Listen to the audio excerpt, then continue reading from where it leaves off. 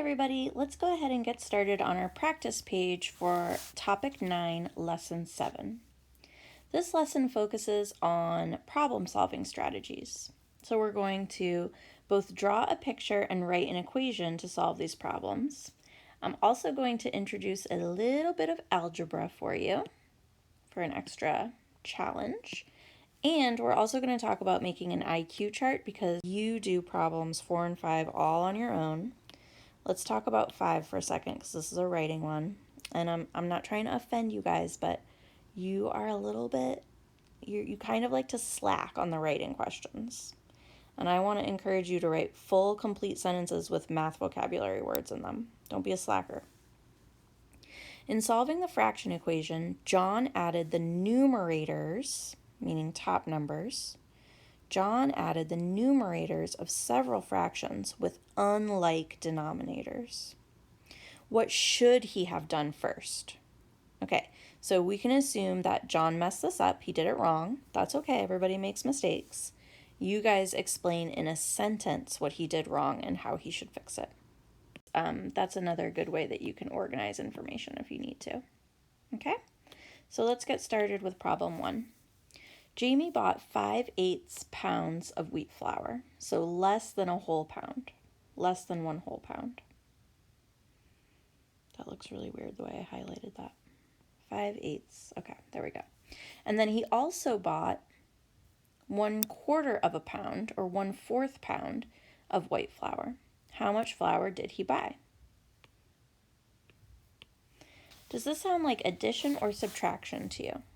Let's draw a picture. Here's Jamie. Hey guys, how's it going? It's me, Jamie. And here's his first bag of flour with 5/8 of a pound in it.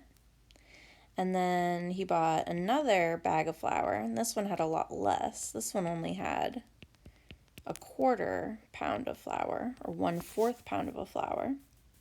How much flour did he buy? Well, that seems like addition to me. So I'm going to go ahead and say, this is how your algebra teachers are going to teach you how to do it in a year or two. We're going to let the letter F for flour represent his 5/8 that he bought plus his 1/4 that he bought. And so when we add those two together, we'll have the total amount of flour that he purchased.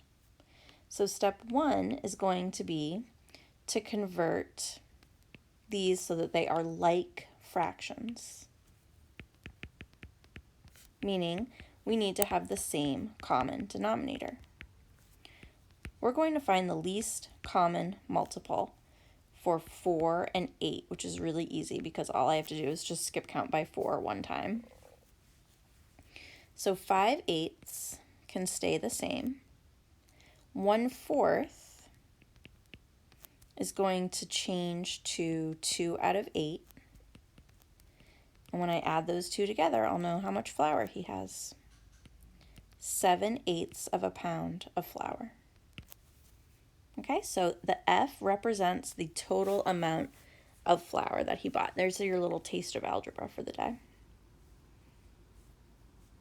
And I'm going to let Katie is 3/5 of the way to Brianna's house. Okay, so here is her starting point. Here's Katie. And she's walking to Brianna's house.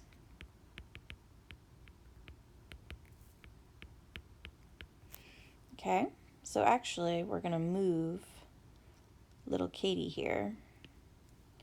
She needs to move over here, 3/5 of the way.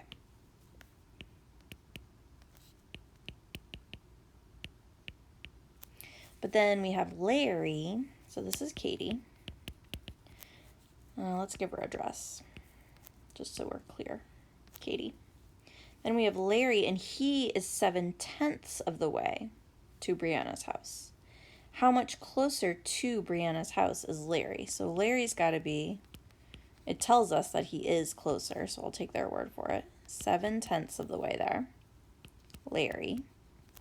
And we're basically being asked to compare how much closer he is. He just has to go from here to here, whereas Brianna has to go, she has to get up to Larry and then continue on the rest of the way. All right, so we're going to, let's see. Let's compare 7/10 minus 3/5. And then our answer, D, is going to be the distance from here to here, I think. Let me do it and see if okay, so 7/10 is going to stay the way it is. I need to find my least common multiple. I'm going to skip count by 5s. And I can already tell it's going to be 10. So I'm going to multiply this times 2. That's going to give me 6/10. Okay, so he is 1/10 of the way closer than she is. Stop there. Number 3, Nina practiced the trumpet for 1/6 of an hour. And Santiago practiced the trumpet for 2/3 of an hour. How much longer did Santiago practice than Nina? Okay, so here's Nina.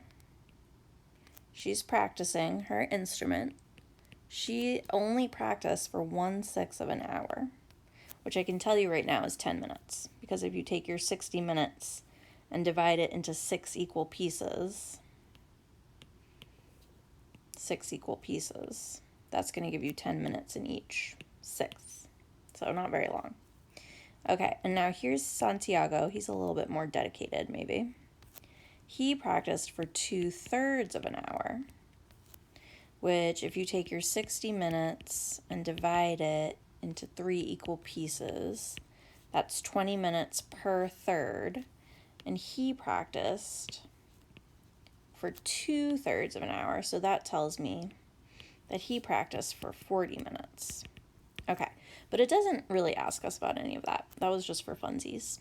They just want to know how much longer did he practice in fraction terms than what she did. So we're going to take his superior 2/3, subtract her not that great 1/6, and then we're going to say that the T is going to represent the time that he practiced longer than she did. Okay, so let's find our least common multiple. Skip count by 3.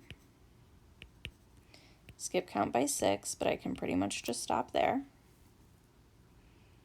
2/3 is the same as 4/6.